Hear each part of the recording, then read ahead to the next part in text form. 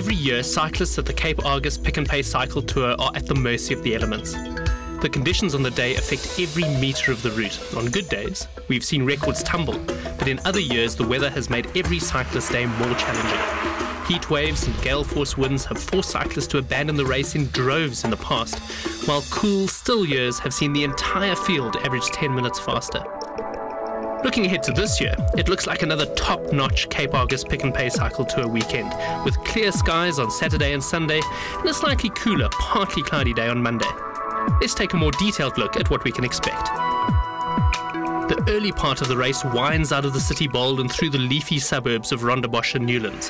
Race day will dawn cool and still, with the overnight temperatures dropping down into the high teens.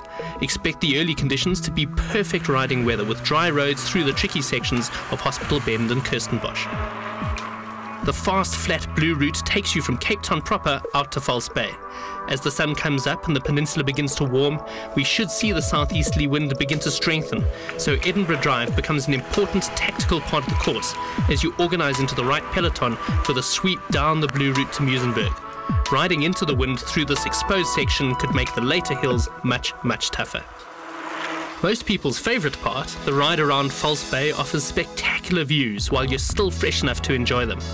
The wind blowing in from the southeast will make the trip over Boys Drive feel exposed and blustery, so take care on the route around the bay to Smitswinkel. If you've been conservative through the first 40 kilometres, then the climb into the interior should pass uneventfully and allow you to relish a few k's of tailwind on the ride inland before turning back into the teeth of it as you head towards Sun Valley.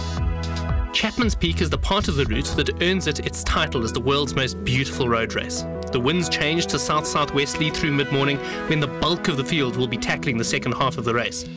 You should be well sheltered by the mountain, but there may still be moments when you get hit by gusts on the climb-up chappies as you weave in and out of the shelter of the cliffs.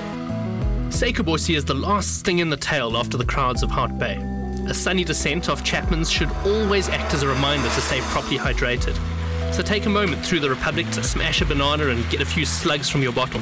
Suikerbossie awaits, and cramp going up that final hill could really ruin your day. A final ride along the Atlantic seaboard and then you're home. Enjoy the victory parade along South Africa's most famous stretch of coastline. If you've managed your legs in the wind on the other side of the mountain, now's the time to spend that capital.